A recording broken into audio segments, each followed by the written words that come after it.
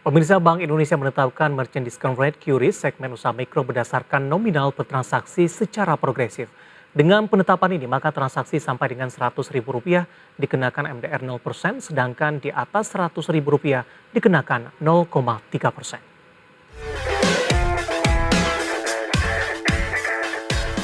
Bank Indonesia memastikan tetap memperhatikan aspirasi atas protes pengenaan tarif merchant discount rate sebesar 0,3% dari transaksi KRIS. Untuk itu mulai 1 September 2023 atau selambat-lambatnya 30 November 2023, BI akan membebaskan pengenaan biaya transaksi 0% hingga nominal Rp100.000. Deputi Gubernur Bank Indonesia Doni Primanto Juwono mengungkapkan bahwa perhitungan batasan Rp100.000 ini sudah dihitung dengan data yang dikumpulkan Bank Indonesia. Tercatat 70% transaksi berada di bawah Rp100.000 ditambah 30% dari transaksi KRIS berasal dari usaha mikro. Sedangkan ke depan kebijakan ini diharapkan akan tetap mengembangkan pembayaran cashless dalam setiap transaksi masyarakat. Jadi kami lihat ternyata volume transaksi yang di bawah 100.000 itu 70% dari UMI-nya, ya. Dan UMI sendiri itu 30% dari total merchant. Total merchant-nya kan sekarang hampir 27 juta.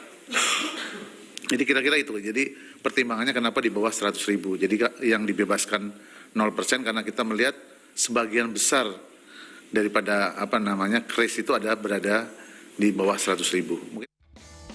Sebelumnya pada awal Juli lalu, Bank Indonesia memutuskan menormalisasi tarif KRIS dengan mengenakan merchant discount rate sebesar 0,3% untuk usaha mikro dan 0,7% untuk transaksi lainnya. MDR adalah biaya yang dikenakan kepada pedagang oleh penyedia jasa pembayaran yang ditetapkan oleh Bank Indonesia. Dari Jakarta, Rarjo Patmo, IDX Channel. Terima kasih untuk Anda yang masih bergabung bersama dengan kami, dan di segmen ini kita akan membahas topik menarik. Kini transaksi QRIS di bawah Rp100.000 bebas biaya, dan sudah tersambung bersama kami melalui Zoom bersama dengan Ibu Hermawati Setiorini yang merupakan Ketua Umum IUMKM Indonesia atau Aku Mandiri. Kita akan langsung sapa saja. Ibu Hermawati, selamat pagi, apa kabar Ibu? Selamat pagi, semangat pagi, apa kabar semuanya? Baik, terima kasih Ibu Hermawati sudah meluangkan waktu di IDX Channel. Topik ini kita menarik, Ibu Hermawati, ini perubahan peraturan dari Bank Indonesia mungkin setelah melakukan beberapa evaluasi ini, terutama untuk transaksi QRIS yang di bawah 100.000 ini menjadi 0% ini. Bagaimana dengan tanggapan Anda terkait dengan kebijakan ini? Ya, terima kasih Mas atas undangannya. Jadi gini sih, pertanyaan saya kepada pemerintah, kenapa ngotot tetap dinilai 0,3% bagi yang belanja di atas 100.000 gitu loh. Nah, karena revisi ini buat saya masih setengah hati bagi UMKM. Berarti kan pelaku usaha mikro ini daya belinya ini kan dibatesin. Ya, dibatesin.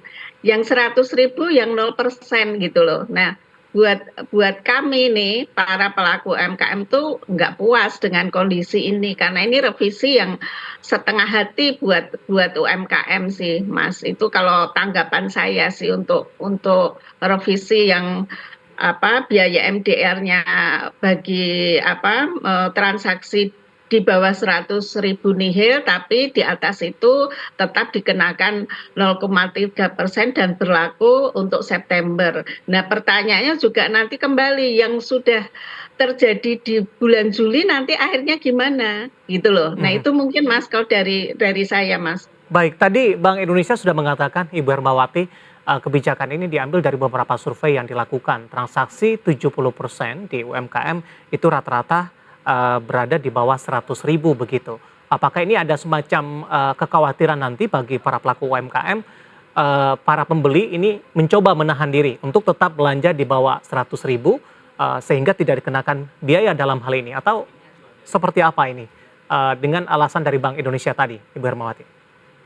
Nah itu cukup menarik. Datanya katanya kalau transaksi 70% adalah di bawah 100.000. Apa iya? Datanya dibuka enggak? Karena sepengetahuan saya, sekarang uang 100.000 itu, kalau untuk belanja kayaknya, rata-rata ya, jadi, di atas itu mungkin lebih banyak gitu loh. Jadi buat saya sih nggak masuk akal gitu loh kalau, ditetapkan biaya di, bawah 100.000 itu 0% tapi di atas itu 0,3% tetap berlaku. Nah, pertanyaannya saya, kenapa ngotot tetap di 0,3%, tidak diturunkan? Sementara kan kalau pengguna kris semakin banyak, berarti kan pendapatan dari, menampung biaya adminnya itu kan semakin besar kalau diakumulasi gitu. Maintenance itu biasanya kalau teknologi itu semakin, lama itu kan biayanya semakin murah itu. Kalau kalau saya tanggapannya itu, karena jujur dengan batasan 100.000 itu, UMKM justru mereka akan gini, oke, kalau gitu pembelanjaannya 100.000, 100.000, 100.000 gitu, pertama. Kedua, mereka kalau belanja di atas 100.000 pasti tidak akan menggunakan kris lagi. Nah, kenapa ini ada revisi? Berarti dari pihak, pelaksana ini, yang memiliki kris ini, itu berarti memang sudah melihat dampaknya besar sekali dengan biaya yang 0,3% kemarin gitu loh. Makanya Ya. diberikan revisi gitu loh. Menurut saya itu sih, Mas. Baik, dari pandangan Anda, apakah memang di bawah 100.000, di atas 100.000 tidak ada batasan sama sekali atau mungkin ada range harga belanja mungkin kalau penetapan 0,3% ini baru pas diterapkan? Ya, kalau saya sih sebenarnya, mau dipungut sih buat saya nggak ada masalah, UMKM juga kemungkinan nggak ada masalah, tapi jangan sebesar itu gitu loh menurut saya. Karena Idealnya memang berapa Bu Hermawati dari pandangan Anda? saya beberapa kali sudah sampaikan juga kepada media, yang layak adalah 0,1%. Silahkan itu dibagi untuk biaya operasional yang ada di dalam, kelompok itu. Kan ini ada macam-macam nih lembaganya, gitu loh. Karena jumlah 24 juta yang sudah pengguna kris, itu nanti percuma juga kalau, biaya masih ngotot ditetapkan segitu, apalagi dengan daya beli yang 100.000 dibatasin, itu tidak membuat pengguna kris bertambah banyak. Mhm. Sementara pemerintah kan genjot untuk go digital pembiayaan gitu loh. Ya. Apa namanya, teknologi untuk pembiayaan ini yang lebih mudah bagi kedua belah pihak gitu, Mas. Halo, Ibu Hermawati? Iya, itu Ya. sih, Mas. Jadi, masih apa ya, setengah hati sih, abu-abu kalau menurut saya, nggak tegas gitu loh. Oke. Dampaknya ini nggak berpihak kepada UMKM, masih belum berpihak kepada UMKM. Baik, tadi Anda katakan idealnya di 0,1%. Ini sudah Ya. melalui perhitungan tidak, Bu? Dan kenapa 0,1% ini dianggap ideal untuk bagi mereka yang melakukan transaksi di atas Rp100.000? Ya, karena keuntungan kalau pelaku UMKM yang mikro tuh kan kecil. Bapak, bertanya di Kabupaten Sinjai ya, Sulawesi Selatan, pengurus saya juga saya tanya gitu. Nah, pada sosialisasi Mandiri ini kan juga masif untuk membantu pemerintah untuk mensosialisasikan kris ya. Nah, itu semua UMKM minat sekali gitu, antusias untuk menggunakan kris. Nah, begitu, ini terjadi ada, apa namanya, pembiayaan, itu akhirnya mereka mundur semua, gitu. Nah, itu kan sayang sekali gitu, di lapangan itu seperti itu. Nah, ada, beberapa UMKM yang akhirnya krisnya itu disembunyikan, atau krisnya tetap dipakai, tapi mereka menyarankan menggunakan tunai atau auto debit. Itu yang terjadi di lapangan. Jadi memang, harus apa ya, kenapa masih di 0,3% gitu loh, sementara sebenarnya bisa ditekan karena kan, UMKM ini kan juga kok bisa ada, masukan buat negara lewat pajak yang 0,5% gitu loh bagi UMKM. Nah, 0,5% masuk ke negara kita nggak ada masalah gitu loh. Lah ini nilainya di bawah setengah dari pajak UMKM gitu loh. Nah itu kan maksud saya nggak realistis gitu loh. Ya. Sudah pernah disampaikan sebelumnya, Bu, atau ada upaya-upaya tertentu sudah, tapi kan untuk mendesain nilai ini kan juga UMKM nggak pernah dilibatkan. Oke.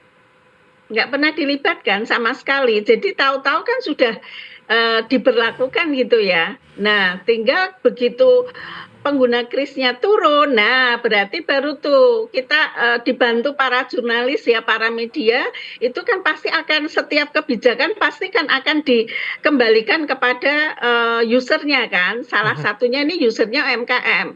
Kalau setiap ditanya, nah itu yang terjadi di lapangan dan dampaknya pasti di revisi ini gitu. Oke. Cuman revisinya ini masih setengah hati menurut saya sih, Mas. Baik, Ibu Hermawati, menarik, kita akan jeda kembali, kita masih punya satu segmen lagi, nanti kita akan lanjutkan dan pemirsa kami Ya, akan segera kembali sesaat. ya.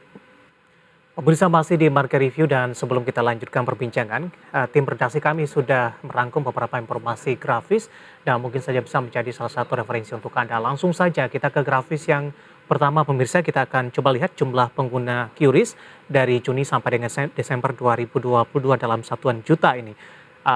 Terlihat dari grafis yang ada di layar televisi Anda cenderung mengalami peningkatan. Di bulan Juni 21,1 juta, Juli meningkat menjadi 22, kemudian Agustus, September, Oktober, November, dan Desember ini mencapai puncaknya di tahun 2022 mencapai 28,8 juta pengguna. Kemudian kita akan coba lihat di grafis selanjutnya jumlah merchant QRIS di Indonesia dari Juni sampai Desember.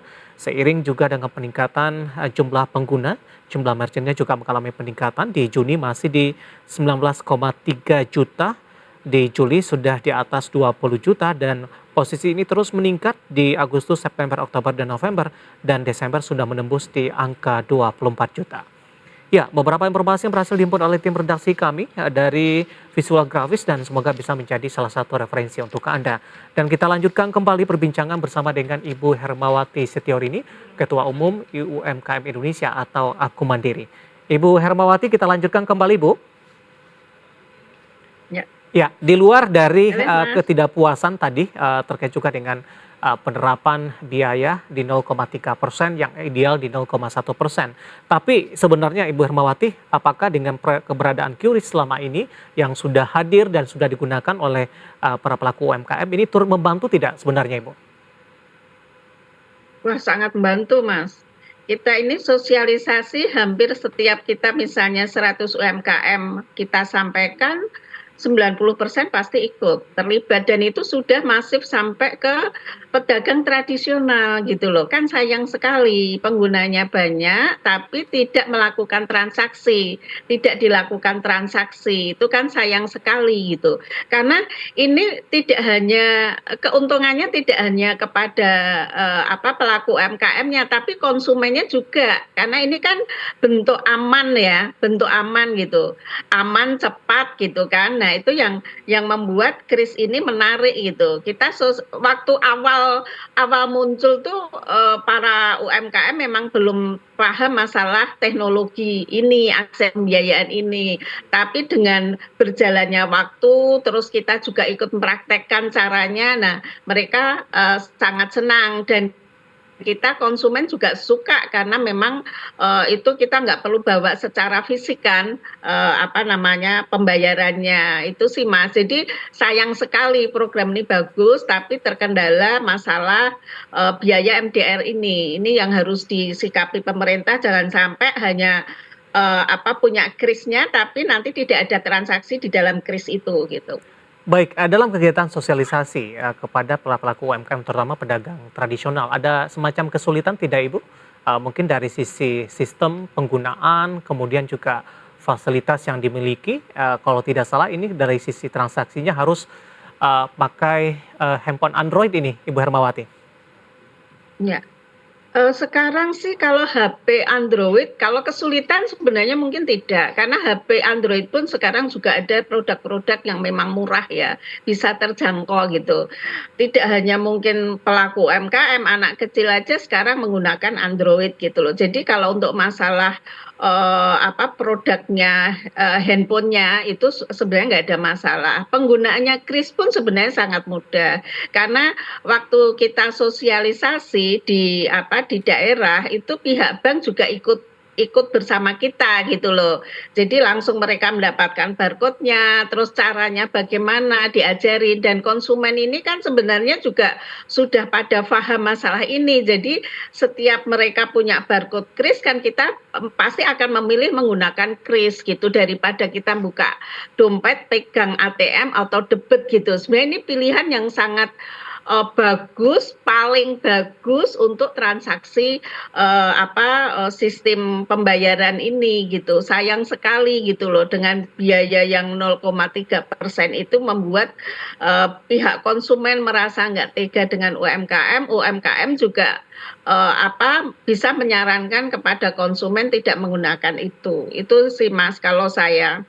Baik, kalau sebenarnya sistem ini dijalankan, kemudian tetap diterapkan 0,3% untuk transaksi di atas 100.000.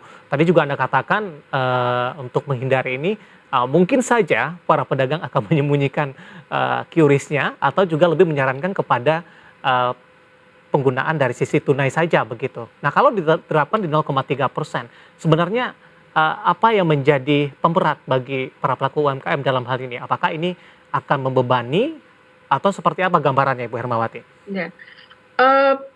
Pemberatnya ada dua, nilai dibatasin 100.000 itu juga sudah sebagai pemberat karena daya beli masyarakat dibatasin. Sementara kalau kita ke pasar saja, ini yang tradisional aja sudah banyak menggunakan kris gitu.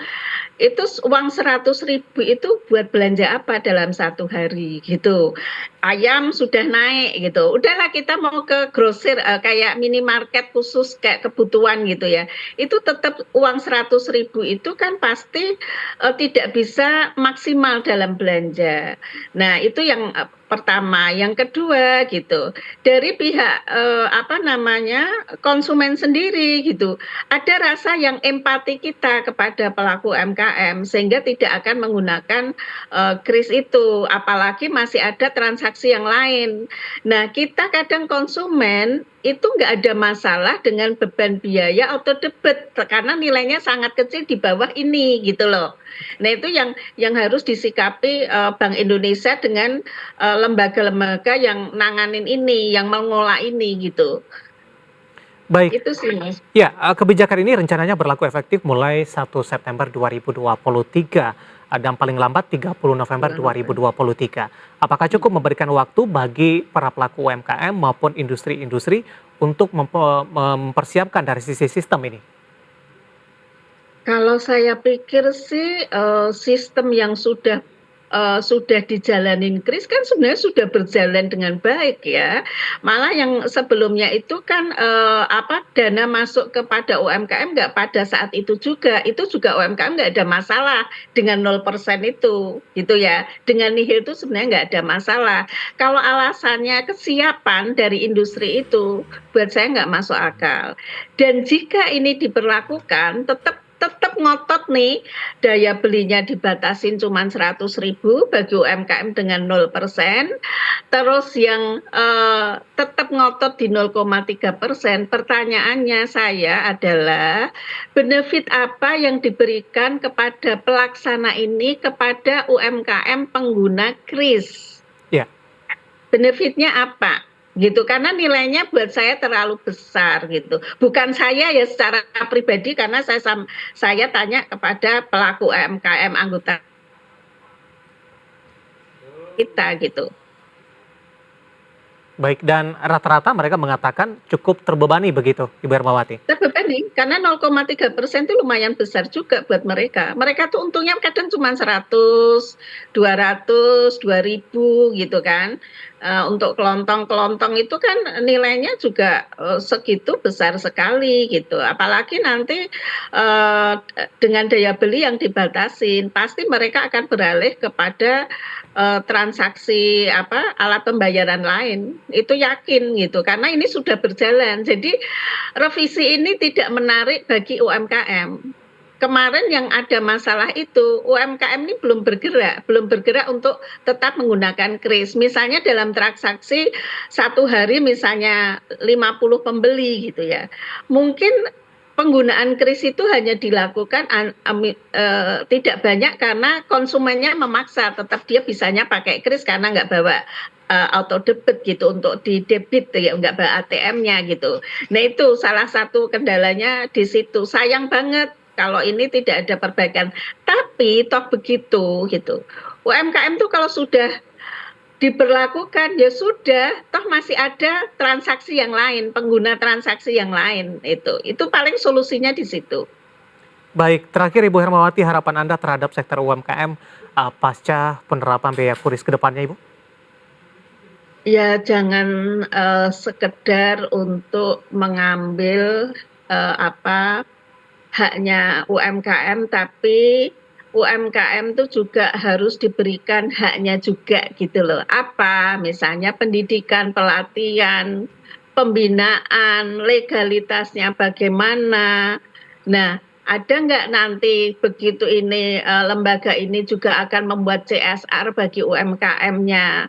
Jadi nggak hanya program-program yang ada di tataran atas, di tataran kementerian, tapi tidak ada yang menyentuh langsung kepada UMKM itu. Saya berharap itu sih, karena program KRIS pasti keutamaannya adalah membantu kedua belah pihak, baik UMKM maupun konsumen itu sendiri. Hanya saja karena konsumen ini juga sudah diringankan menggunakan kris, dan UMKM sudah dipotong dengan biaya yang begitu tinggi gitu. Nah, pemerintah juga harus turun tangan gitu loh. Apa yang akan diberikan UMKM untuk mereka bisa berkembang gitu. Itu sih Mas kalau saya. Baik. Terima kasih Ibu Hermawati atas pembahasannya dan ulasannya, dan semoga bisa menjadi referensi bagi pemirsa IDX Channel, dan kita sama-sama berharap kebijakan yang akan diterapkan ini juga melibatkan dari pihak UMKM ke depannya, kemudian juga tidak hanya membaratkan bagi UMKM, tujuan baik tidak hanya bagi UMKM tapi juga pelaksanaan dari QRIS ke depannya. Ibu Hermawati, terima kasih, sehat selalu Ibu. Makasih Mas, Assalamualaikum, salam sehat. Baik, terima kasih ada Ibu Hermawati Setiorini, Ketua Umum UMKM Indonesia atau Aku Mandiri. Dan pembahasan tadi pemirsa tampaknya mengakhiri kebersamaan kita di Market Review kali ini. Akhirnya saya David San Oval dan seluruh kerabat kerja yang bertugas mengucapkan terima kasih dan sampai berjumpa kembali.